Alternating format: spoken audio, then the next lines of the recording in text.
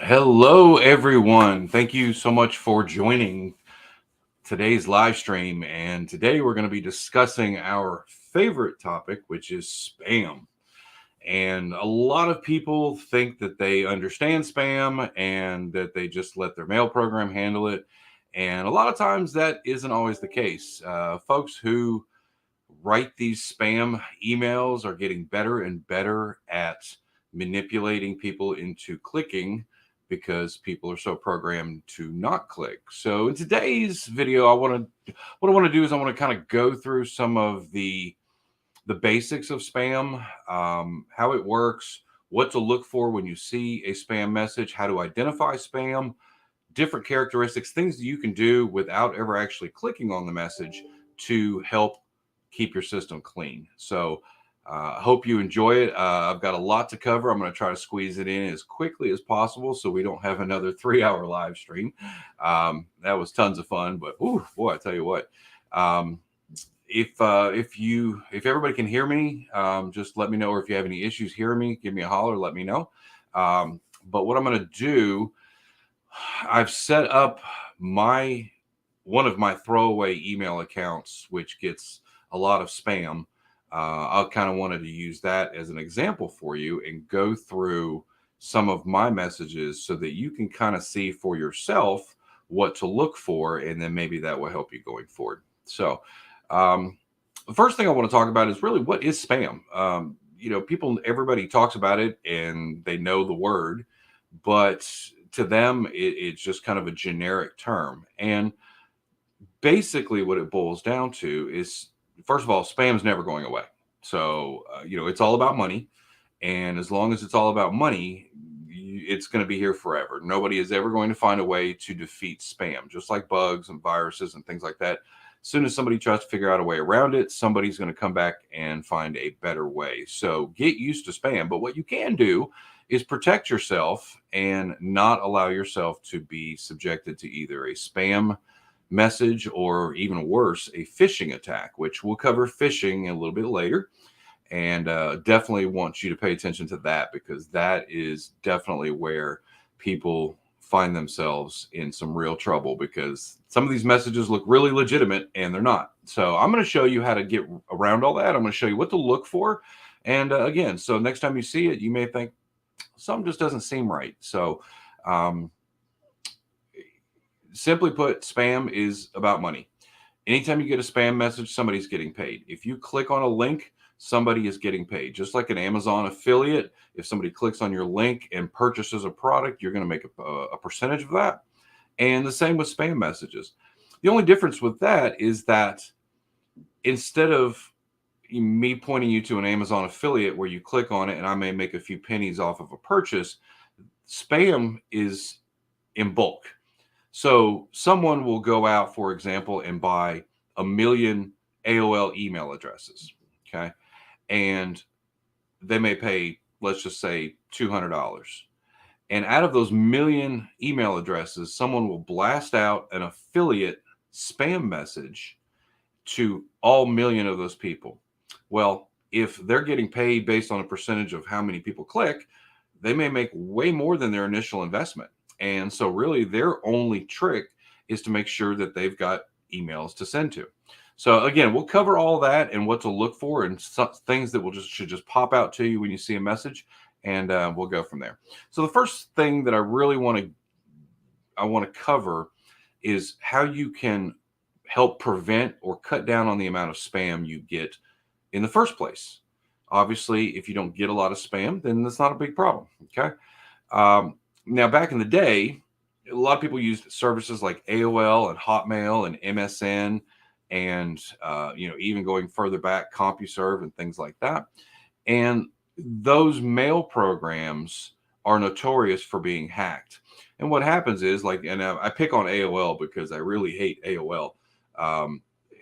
Someone will go out and just pick 1 million AOL email addresses, and it's easy because AOL's been around forever. People use their emails on websites and things like that, and those emails get collected, and then people turn around and sell them in bulk. Okay, so the first thing I would tell you is if you're using AOL or Hotmail or MSN or one of the older mail accounts, okay, not like Gmail or Yahoo or one of them, Outlook, one of the more modern ones. If you're using something that's really, really old, like you've had an AOL account for 30 years, okay, you're going to see a lot of spam. And it's simply because there are so many people that have your email address, even though you may not even realize it. That's why it appears that you get so much spam. Okay. So the first thing I would tell you is, look, if you have an AOL account or Hotmail or MSN or one of those really, really old accounts, consider maybe migrating over to a new service like Gmail. Okay. I used to use different mail services. I had some that was my local internet provider. I had some just different domains, and I had some older ones too. And I migrated them. Matter of fact, all my emails now are all Gmail, and it's not so much for the spam protection, even though Gmail specifically has amazing spam protection built in. The main reason it was for compatibility, so I could use it on my phone, my computer, my tablet, all that stuff. But add to that amazing spam protection. To me, it just made more sense. So I migrated everything over to Gmail, and I don't really have a problem with spam messages. Okay, my mail program filters all that out. And that's the other thing I'm going to talk to you about too. I use a program called Thunderbird for email, mainly because I have a dozen different email addresses. So I have all of these messages coming into my various accounts throughout the day. I just want to be able to go to one place to check them all. Okay. I don't want to have to log out, log in, back and forth. I just want to go to one place and see all my messages. Okay. Now, like I said, I actually love Thunderbird. It's made by the same people who make the Mozilla Firefox browser. And actually, I did a video on my channel about how to set up Gmail in Thunderbird. Very simple. Takes about 2 minutes. Okay. So if you have an AOL account or an MSN account or one of those older accounts, and you seem like you get 9 spam messages for every one legitimate message, you might want to maybe consider migrating over to a Gmail or even a Yahoo account. Okay. And actually, I'm going to make a video on how to do that exactly, step by step, including how to set up autoresponders for people who are emailing you. You can tell them, here's my new email address, and set all of that up inside Thunderbird so you could check your old email and your new email and see the responses. And eventually, you start here with all the AOL, for example, and here with the Gmail. And over time, it balances out to where the only people that send you AOL mail are spammers. And then all your legitimate messages are here. And then at that point, you can basically just get rid of the AOL completely because you no longer need it. Okay. So, and again, I'll make a video on that. I'm actually looking to see if any of my clients can spare a computer for a couple days and want to do this, and I'll actually use their computer and do it live so that everybody can see step by step exactly how to do it. It's really not that hard. So, so again, get rid of the AOLs if you have them. Hotmail, MSN, there's CompuServe. There's so many emails that people have had forever. That's part of the reason why you're getting so many spam messages. The other reason is if you don't have a program like Thunderbird or Outlook or whatever that has the ability to filter out those spam messages, a lot of times you're going to just see all that stuff in your inbox, and you don't want to do that. So, and I'll show you just as an example, real quick here in my Thunderbird. You can look here. You see this yellow bar going across the screen? This is my spam folder. There's probably about 1,000 messages in here. But this was just one spam message that I particularly chose, and it has images embedded in it. Okay. And we'll go into the details of this particular email and why you would avoid it. But because it has images in it, Thunderbird gives you an extra layer of protection by blocking those images and not even showing them. So I can literally click on the entire message and you won't see a single image, because viruses and malware can be transmitted in an image file. So if someone were to, like, say these, I don't even know what these pictures are yet, but I've got Thunderbird blocking it. It says, to protect your privacy, Thunderbird has blocked remote content in this message. Now, if you wanted to, you could click on this options bar here and allow those messages to display images. Now, I would never do this on a spam message without any kind of adequate protection, for sure. But if it's a legitimate message, when you first set up Thunderbird, it's going to give you this on pretty much every message, but it's for your protection. Okay. So just using this alone is going to allow you to pull all your mail down to one place and also give you that extra layer of protection. So something you should definitely think about. Okay. Now that we got through that part, okay, as far as, if you have an older mail service, you should probably migrate. Try to maybe consider getting a program. It doesn't necessarily have to be Thunderbird. It can be, there's plenty of programs out there that can do all this stuff. Thunderbird is just my preference. It's just a great program. I've used it for years, and it's just super awesome. It's safe. I love it. And I make videos about that. So if you like this kind of content, you like the way I explain things, then you might want to consider doing that. And again, I will walk you through all that stuff. So what I want to do here is look at a couple spam messages and dissect them for you so that you kind of have a better idea of what an actual spam message looks like. Okay. So what I'm going to do here, I'm going to show you my screen. I'm going to turn on my magnifier here. It's a little difficult to, I'm trying to, hang on 2 seconds here for me. Okay. All right. So first thing you want to look at in a new, and I'll pick this one, for example, here. This one says it's from UPS. Okay.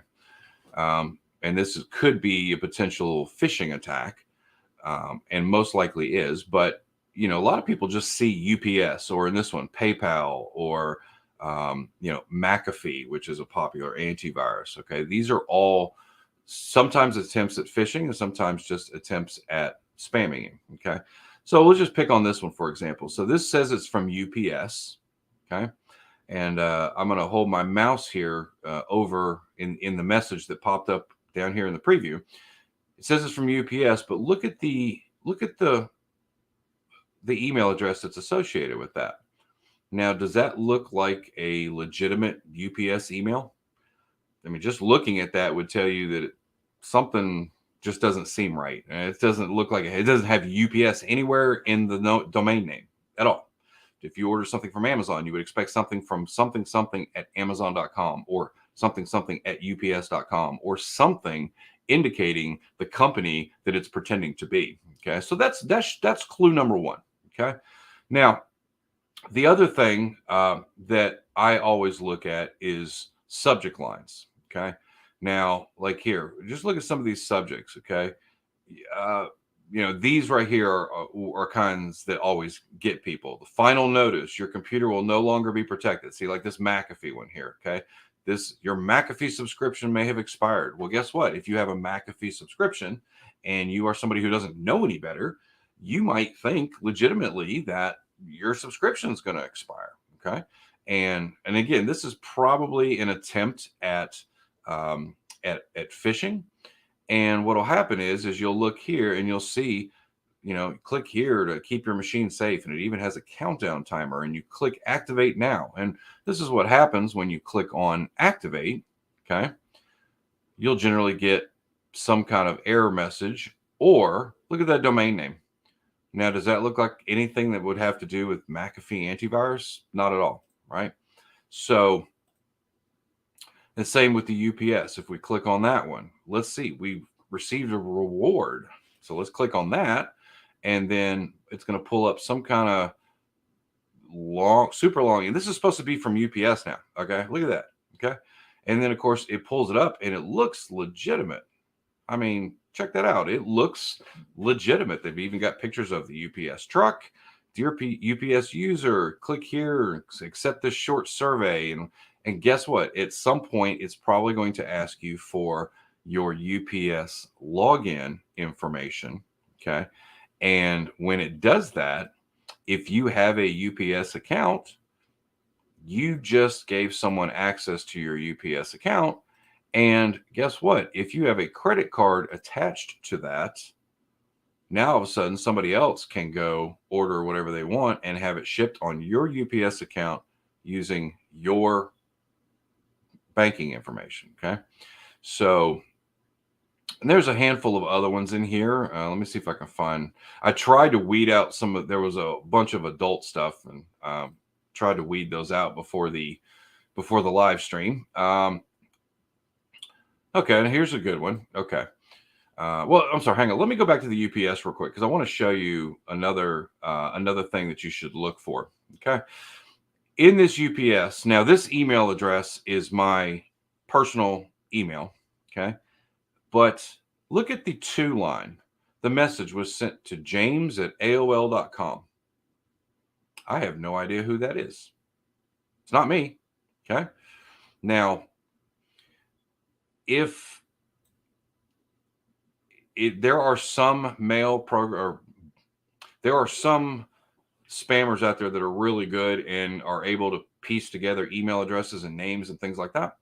But I don't know who James at AOL.com is. And James at AOL.com is even carbon copied. What is not in that message is my email address. Okay. Now, the trick here is a lot of times they will put this information in here to make you go, wait a minute, that doesn't look right. And that's usually because it's not. Okay. So that's just one. Here's another one from UPS. It's the same email from the same person. Okay. And like this one, for example, now South Park Addict is the email address I've had for 100 years. You can spam it if you want because it all goes into my spam folder. But this one looks official, lawsuit compensation. Okay. Now it's got my South Park Addict email name in the subject line. And of course, a promise of your $25,000 settlement check arrived. Last day to confirm. I mean, it's a scare tactic, right? It's fear of missing out. And look, it legitimately has my email address in there. Okay. Now, it doesn't make it legit, but at least they got that part right. But look at this lawsuit compensation. Look at the address, MJMGBWPNCS at, I mean, just that is so obviously a fake domain name that was probably created 10 minutes before this message went out. And then what happens is they create these messages, they send you to these websites. Okay. Let me make this full screen so you can see. I'm going to hold my mouse right here over this accept settlement payment. Now, if you look at down here, right down, I guess down here. Okay.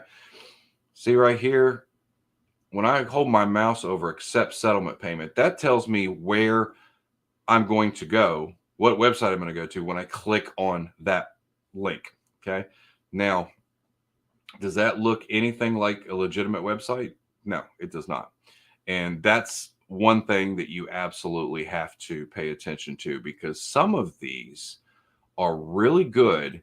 And yeah, okay, here's a good one. This one is from UPS also. Final notice, basically same thing, but your package delivery, okay, had a problem. It's even got, look at this, it's even got an ID number, okay? So they got the South Park Addict part right.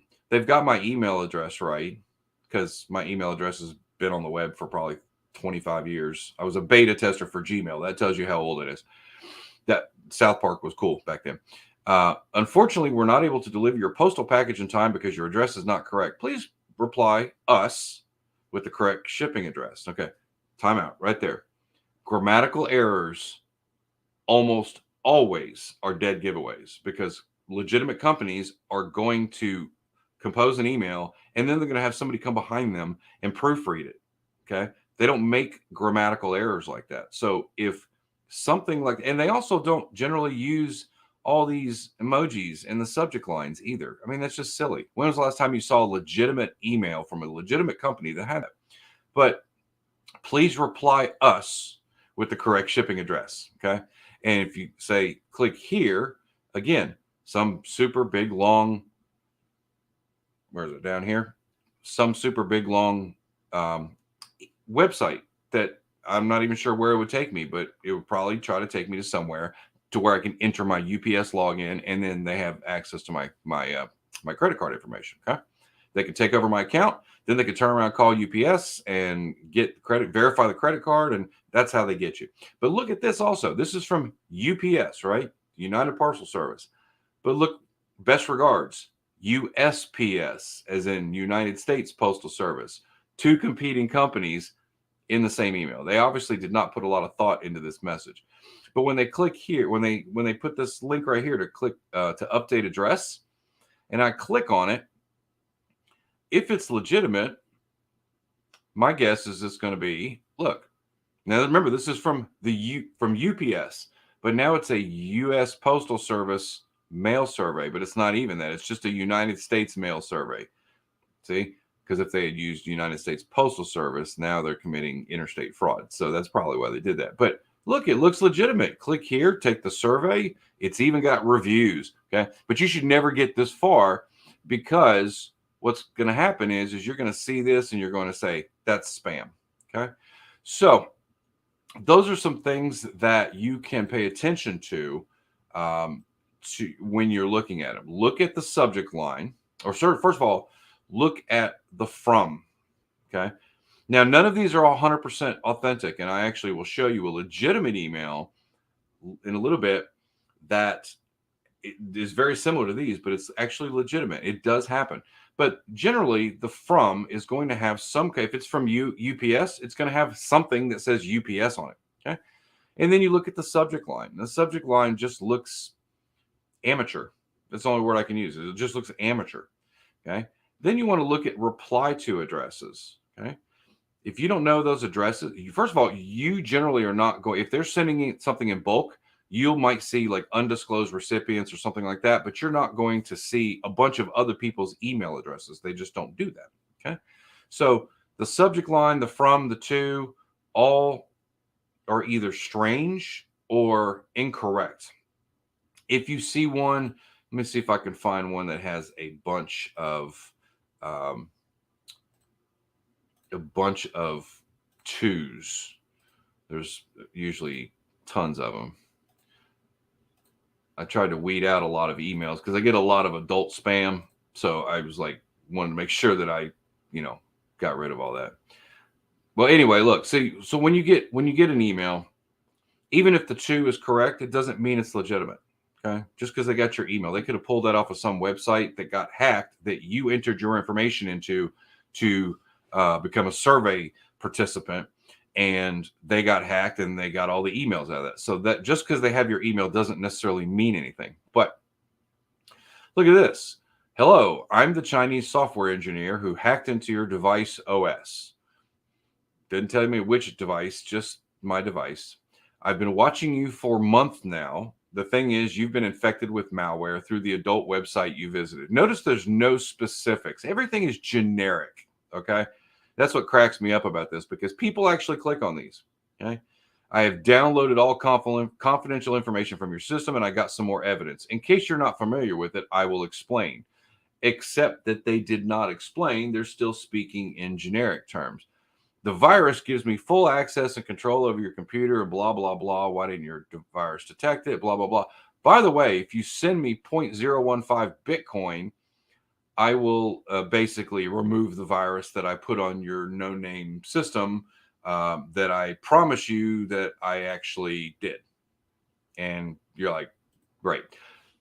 Believe it or not, people click on this stuff all day long. Okay. So let's see. So I'm trying to find another one here that's, nope. Let's see. So what you want to do is you just want to pay attention. Like, here's a good one. Okay. This one's supposedly from Norton. Okay. Norton is also a antivirus program that everybody's heard of, right? If you hold your mouse over, let me zoom in here real quick for you. I just realized you probably can't see it as good as I can. So okay, so this one's from Norton, and it's confirmation receipt. Okay. But look at the from. It says Norton, but look at the email address. Something at layerpro.com. Okay. And they got the South Park Addict right, but at AOL.com, why am I getting that on my Gmail account? Doesn't make any sense, right? And then, of course, hey, by the way, your Norton subscription has expired. Well, guess what? If you are one of millions of people who don't know any different and you have Norton antivirus, you will go into panic mode. And believe me, it happens. I see it every single day. People are like, I'm scared.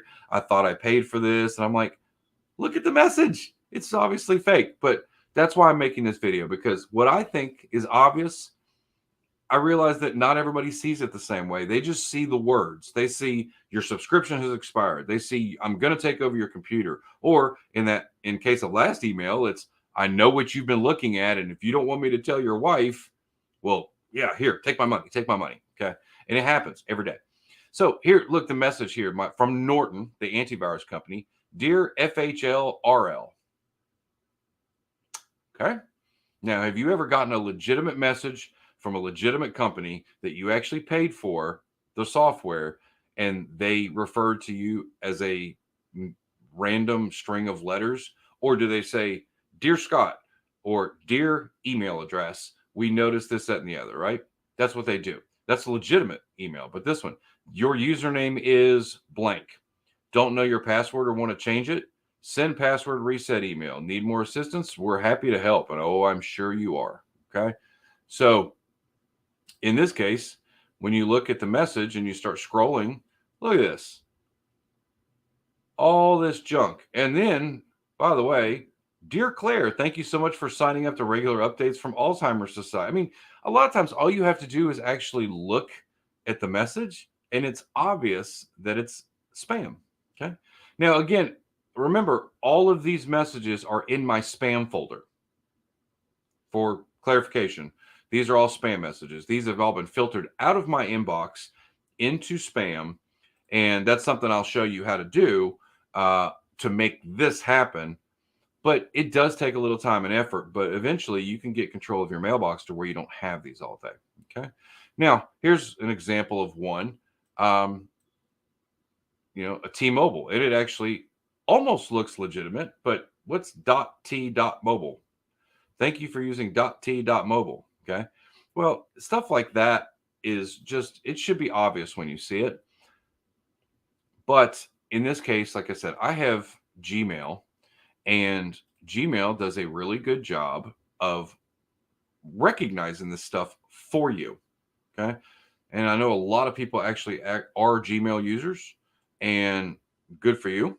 But that is definitely something you want to pay attention to, because if you don't have a program that can block the messages, then you need to at least have a mail program that blocks them for you. This one kind of does double time. This one automatically puts stuff in the spam and then goes through and makes sure that anything that comes through on my computer, the program actually does that as well. So, here's another one for, Kohl's and, all these other things. Okay. Now here's a good one. And this is leading me to my next, my next topic here, which is phishing. Okay. Now, a lot of people get bit by phishing, and I see this every day from my clients. Okay. So the question I have for you, and, have you ever actually been a victim of a phishing attack? It does happen. It absolutely happens. So, if you've ever done that, now that could be as simple as I had to reset my password because I clicked on a message and it ended up taking me to some random website or whatever, and then you couldn't get in. But question of the day, have you ever been a victim of a phishing attack? Put it down in the comments. I want to see. Let's talk about your story and see what happened. So I have been a victim because I was not always smart. So it definitely does happen, and it happens to the best of us. Here is an example of a good, popular phishing attack.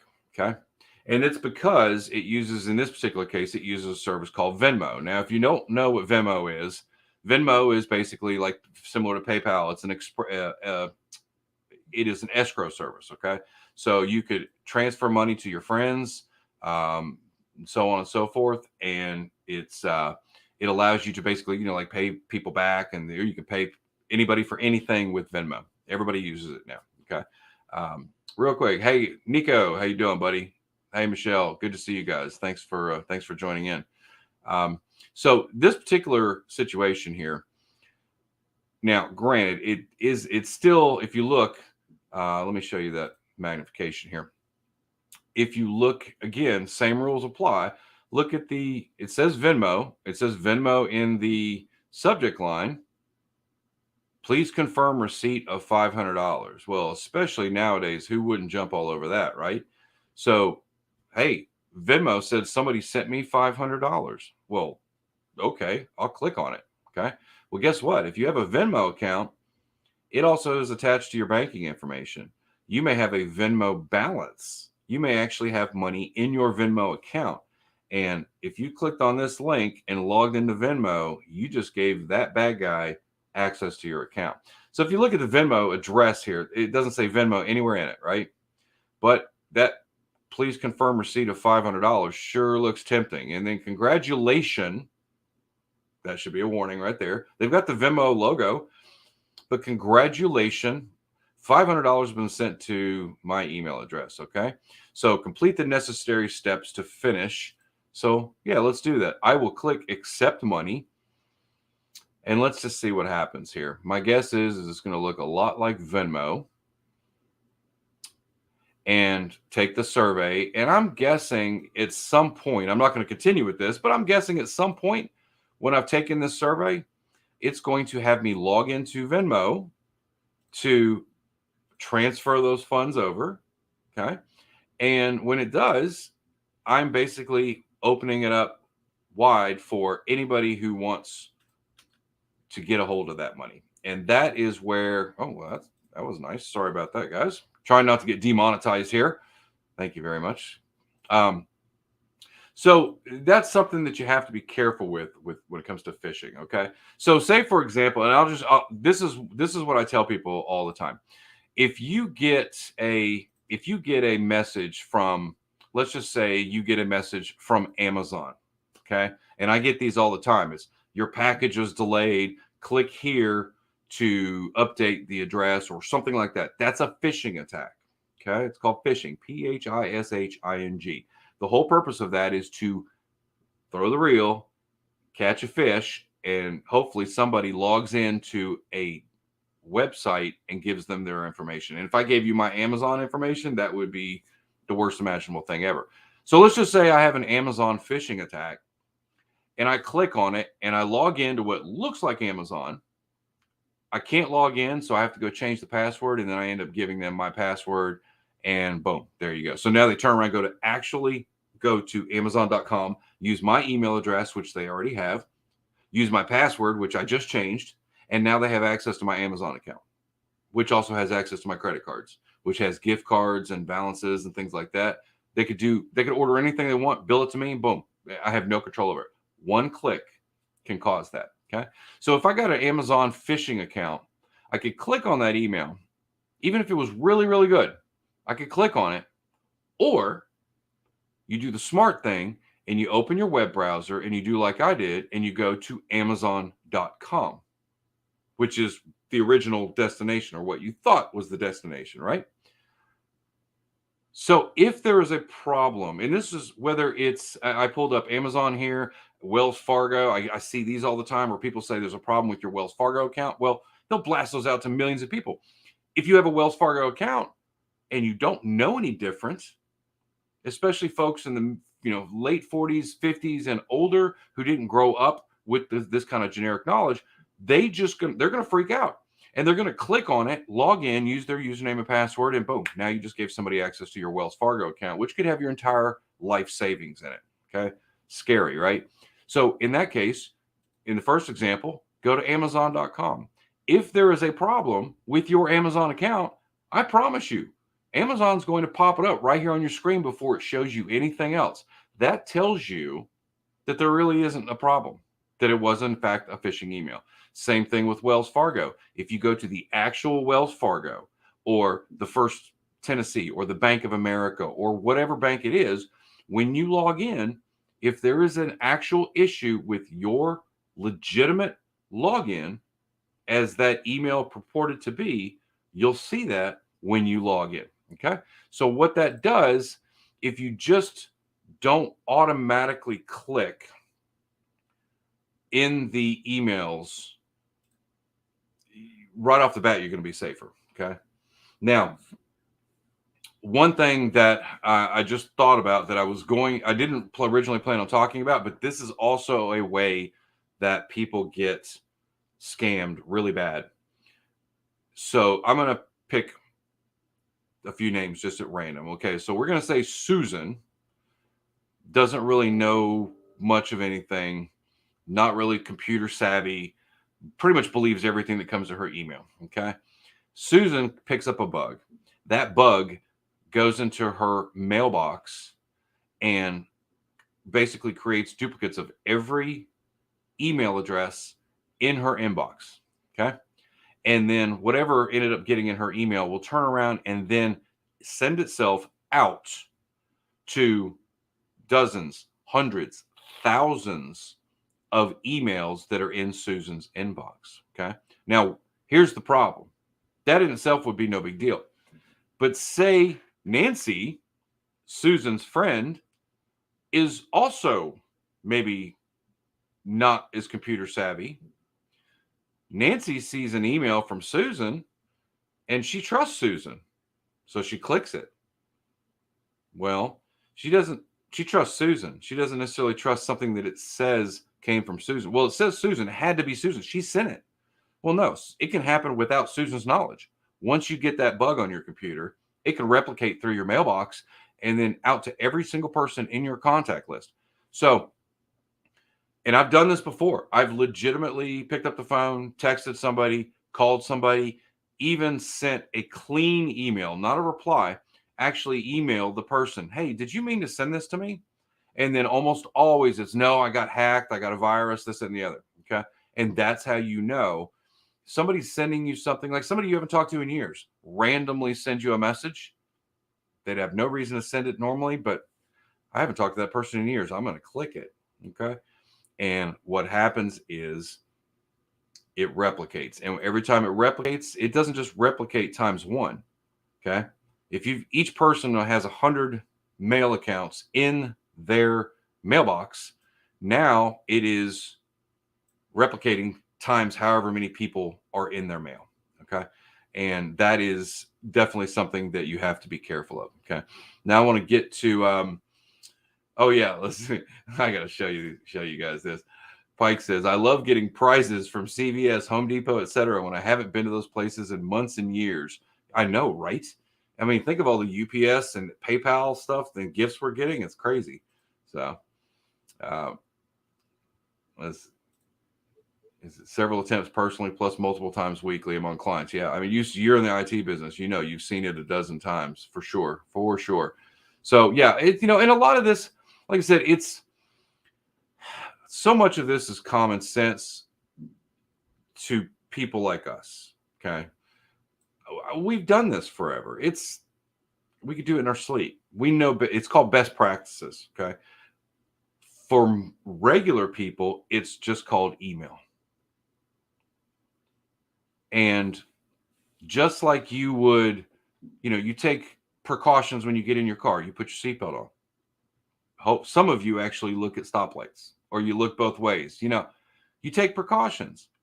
You got a brand new car, you park it away from the grocery store so nobody dings the door. You take all these precautions. You have insurance on your car and your house and your life and all this stuff. And and you go blindly into email because you don't realize how dangerous it can actually be. Okay. And in the best case scenario, the absolute best case scenario is you end up with a mailbox full of spam.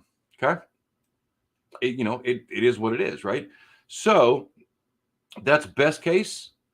Worst case is you have essentially given somebody access to your banking information, which, some of us are 100 heirs, some of us are 1,000 heirs, and some of us have a lot more than that.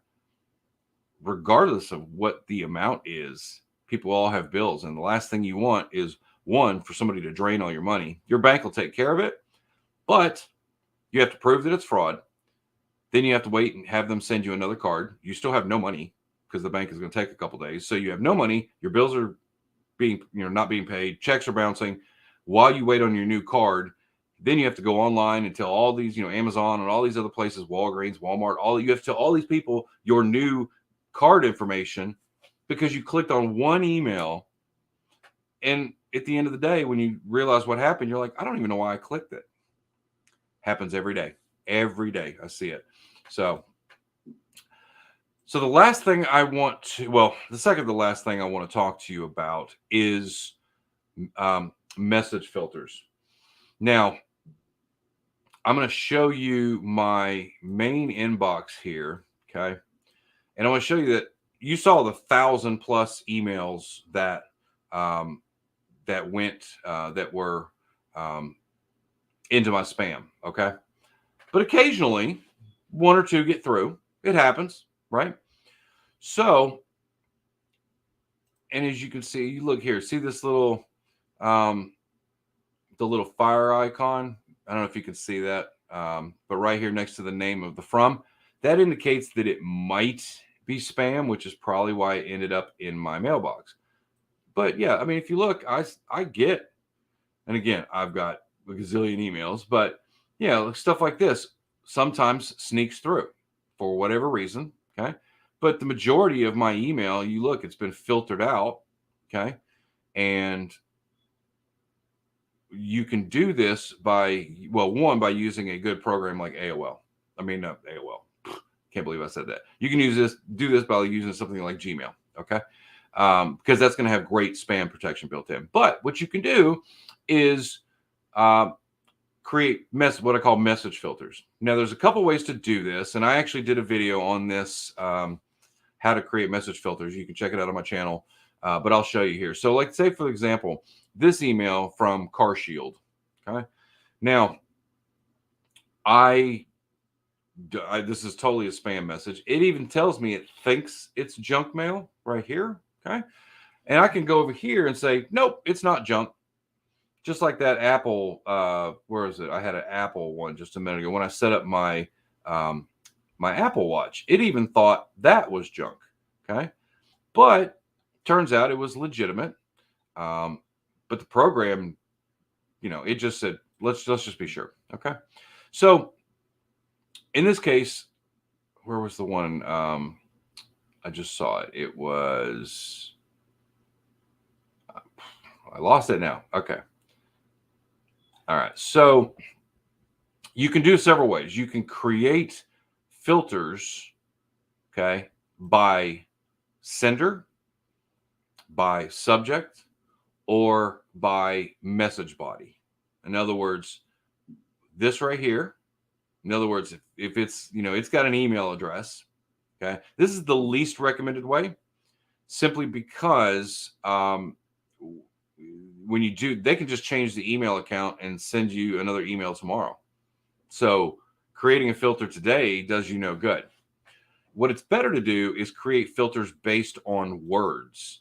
And you can do that, you can block them by key, specifically by subject line, which I'm not crazy about that. I like to block my messages based on keywords. Okay. So what you could do in this case, for example, this McAfee notice, right? I could right click on this message and I could just mark it as junk. Okay. Or what I could do is I could go up here. Let me close that. Then click on tools and go message filters. Okay. Actually, let me take that back. You can go here. I think you can, there's a option. There used to be an option to create a filter right from the message. Maybe they changed that. Either way, Okay, so I go here, tools, and then message filters. Okay. And what I would do, you see, I have this one already that I created, renewals by Anderson, because they send me 100 emails a day and it drives me crazy. Okay. But let's just say, for example, uh, the word confirmation in a subject line, usually I just delete them because that's not a legitimate. You like I might get an order receipt or something like that, but you have to be careful because sometimes you get confirmation from Amazon about a legitimate purchase, for example. Okay, but what you can do is, in this case, I don't get those. So like I want to remove anything that's got the word confirmation in the subject line. Okay. Now, what you can do is you can go over here and create a new filter. And what I'll do is I'm going to say, I'm going to give it a name and I'm going to just call it keyword spam. Okay. Because I can create one filter that has multiple spam keywords in it. Okay. So what I want to do is I want to tell it to manually run, you know, when it's getting new mail before it even gets classified as junk. I want you to filter it. I don't even want it to go into the junk folder. I don't even want to get it. Okay. And I can just say matches any of the following right here. And what I want to do is I can do subject, the from, the body, the date, whatever. Okay. I can say contains, doesn't contain, is, isn't, begins. It's got a lot of operatives there. Okay. But I want to say if the subject contains, okay, let's just say the subject contains the word confirmation. Type that in. Now the next line, say, let's see, weight loss. That's one of my favorites. Viagra, another wonderful one. Okay. And let's see. So, oh, how about mortgage? I don't have a mortgage, so I'm not going to get legitimate emails. Okay. Um, bedroom, because that's always a good one. Okay. Adult. I could just go on and on and on like this. Okay. Growth. You see a lot of those kind of things, right? So you can do all of those things. You just keep going literally to infinity. Okay. So this one particular one, anything that has a subject line of confirmation, weight loss, Viagra, mortgage, bedroom, adult, growth, and you can add whatever frequent keywords you see. I don't want to get demonetized, but you know what I'm saying. You can add those if you see those regularly. Um, like protection. Like here's one. You can get. You can add any of these words, and then what you do is you say, okay, what do you want to do when a message matches those terms? I can move the message. I can delete the message. Now, what I like to do is I don't generally like to just delete it because then if it's legitimate, then I never see it. So what I'll do is I'll just say move the messages. I'll choose the folder. Okay. And then right here, and then go to spam. Tell it, put it in my spam folder. Okay. Click OK. Now what'll happen is, and let me see how many, I've got, let's see, 904 messages in my spam. Let's see, I've got 6,312 in my inbox. So I'm going to click run now. And let's just see if that changes any, because any of those messages that were in my original mailbox that match those keywords have now gone into spam. See, it was originally 6,312. Now you see it's down to 6,287. And that's it. I just close it. And all those messages, see the word confirmation and all the stuff. Look at it. They all went to my spam. Now, what will happen is when you set up your filter like that, it will do that automatically before the message even comes down to your computer. Okay. Now, you can do something similar in your Gmail. Like let's just say if you have Gmail, you could go to gmail.com and go through and create these filters. But if you use a program like this that has an extra layer of protection on top of the Gmail filters, to me, it just makes more sense because now you're getting it's like multiple filters. It's going through this one it made it past this one, but nope, boom, it hit that target keyword filter that you created, and boom, it goes into spam and you never see it. And that's why you can go through and look at your inbox, and you're going to have occasional ones that sneak through. It happens, sure. But that's going to help you out tremendously. So now the last thing I'm going to tell you about, and I saved this to the end because this is something that people do and frankly drives me crazy. Okay. Oh, real quick, I wanted to show you, I was telling you earlier about how sometimes, let me turn my magnifier on here. Sometimes you get a an email that's actually legitimate. Okay. It's actually legit. But if you followed all those guidelines that I said earlier, it doesn't qualify as legitimate. Say, this is from Classmates. So, everybody has classmates.com. Everybody's heard of that. Okay. This is legitimate when you look at the from. See, this is Classmates and then Classmates email at email.classmates.com, not some big long string of numbers or letters, an actual classmates.com domain. And then it says a fellow grad has been, whatever. And it's got a replies at classmates.com. Again, legitimate. It's got my email address. But look in the message here. And when I click on, actually, let me get this off of me so that you can see the actual, hang on, let me turn this off real quick. So when you click on, okay. So when you hold your mouse over one of these links, okay.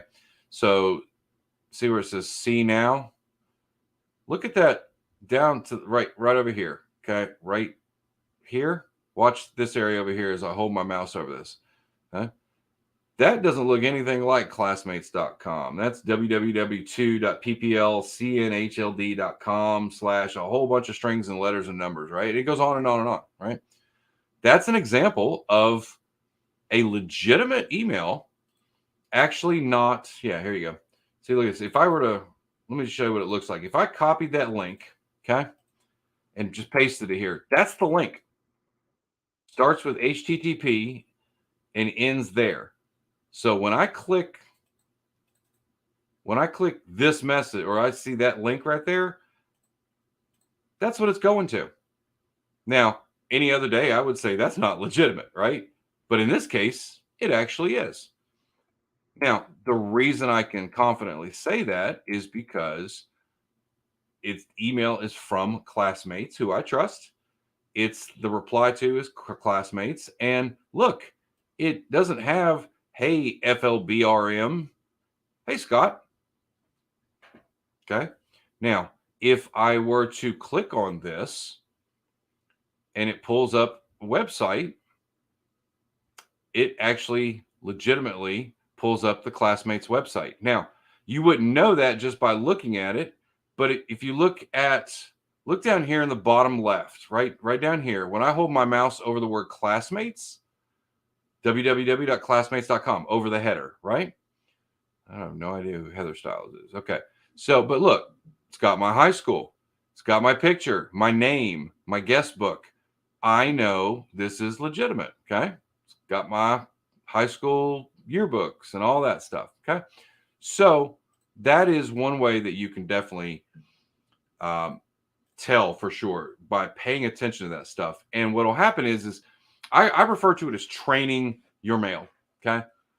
You train your mail, and it just takes a while sometimes. But when you get the same messages over and over and over again, okay, then you start to say, okay, this is junk, this is junk, this is junk, and then you like the UPS stuff. You know what? I don't ever care if I don't use UPS.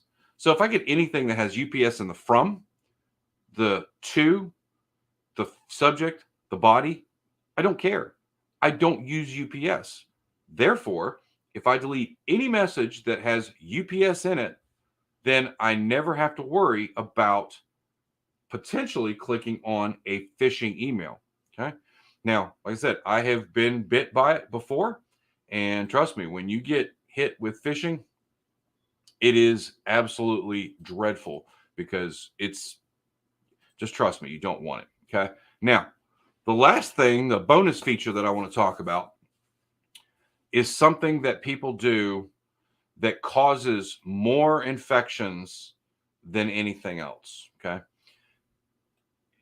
Even if you just let all these emails come into your spam box or even into your inbox, okay, what you want to do is never, ever, ever, ever, ever click unsubscribe unless you are 1,000% sure that you're clicking on a legitimate website. Okay. So, for example, let's just pick Capital One here. Okay. Oop. All right. So, now if you look down at the bottom here, let me get rid of my big face here. Okay. So, if you look down at the bottom here, when I hold the mouse over unsubscribe, okay, when I click on that, and I'm doing this for, there you go. I'm doing this for, I'm sacrificing myself for testing purposes here. Okay. You remember this was Capital One, right? When I clicked on the unsubscribe,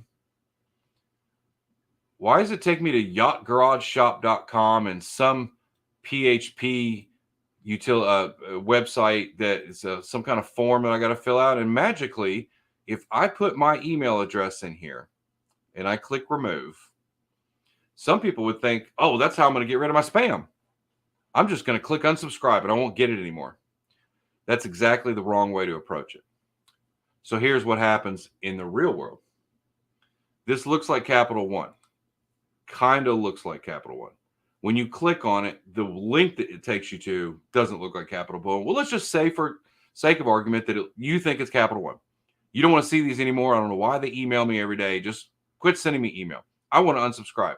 So you scroll down, you unsubscribe. Okay? Excuse me. But what happens when you do this?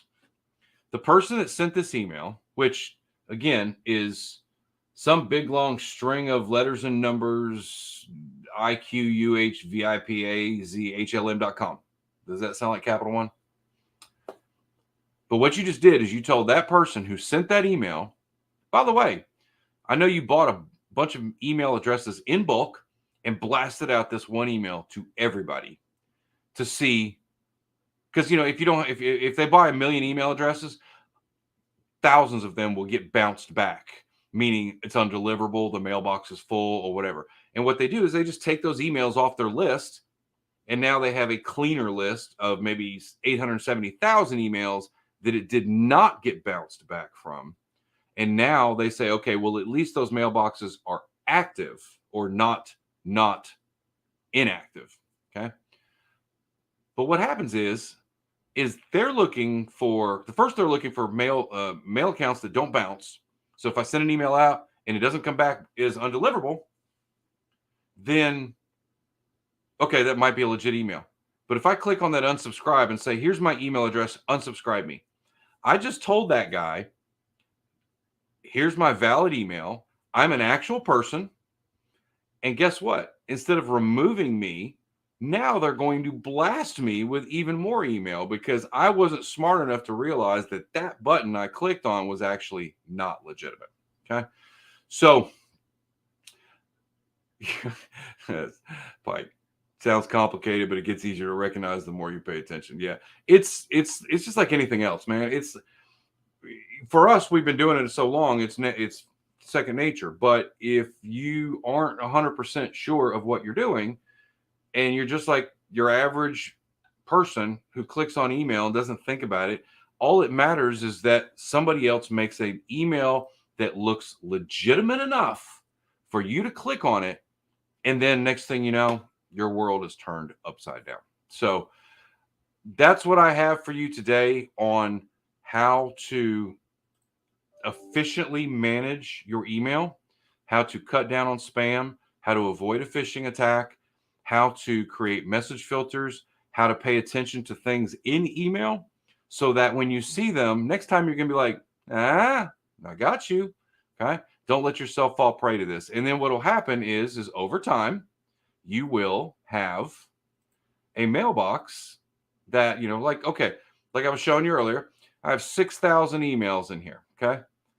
But very few spam messages, probably less than 0.5% of email goes into spam.